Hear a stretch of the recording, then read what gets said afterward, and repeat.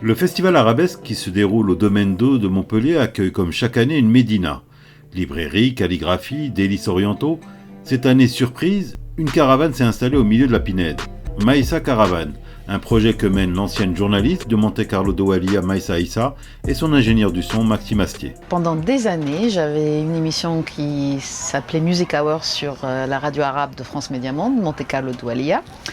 Et c'est une émission qui était dédiée à la musique, aux artistes de tous bords, de tout le monde, de la terre entière. Et pendant toutes ces années, 22 ans pratiquement, j'ai beaucoup voyagé, rencontré beaucoup de gens.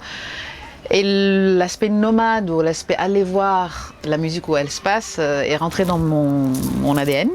Et pour des raisons diverses et variées, la musique hour s'est arrêtée et l'alternative, plutôt la suite de cette graine en fait de l'amour de l'autre, de la culture, du voyage, ne pouvait être que la caravane. D'ailleurs, je l'avais à la base imaginé ou en tout cas rêvé depuis pratiquement mes 4 ans. Parce que à 4 ans, j'ai vu en tant que très petite fille en Tunisie un spectacle de marionnettes dans une caravane. Et j'avais jamais oublié ce moment. Et donc en fait, c'est resté. Au programme de Maïssa's Caravane, des interviews, des podcasts où l'on accorde une grande place pour les artistes de tout horizon.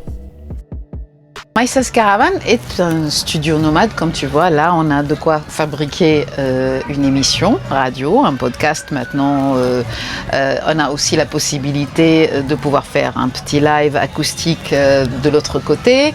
Et l'idée, si tu veux, c'est que cette caravane puisse être un studio nomade journalistique ambulant, dans lequel, à moyen-long terme, nous allons développer plusieurs produits. Le premier produit, c'est un podcast qui va être indépendant, oui, un média indépendant sur les plateformes existantes.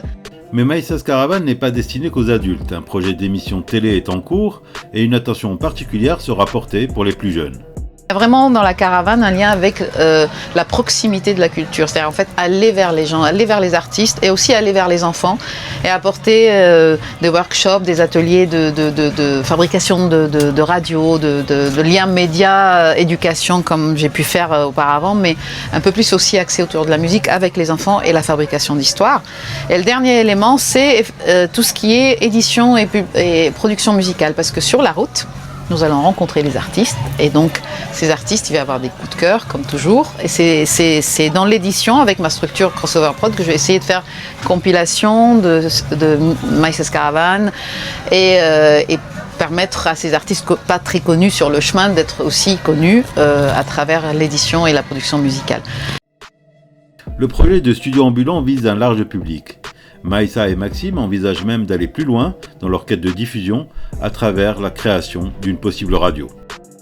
La radio en question, non, ça ne serait pas que moi. Donc moi, mon podcast Maïssa's Caravane, c'est essentiellement de la musique, mais le projet de la radio, c'est effectivement qu'il y ait d'autres émissions, culture, peut-être plus que la culture, mais ça s'ouvre à d'autres univers, en fait, une radio avec plusieurs histoires et plusieurs sons et plusieurs langues.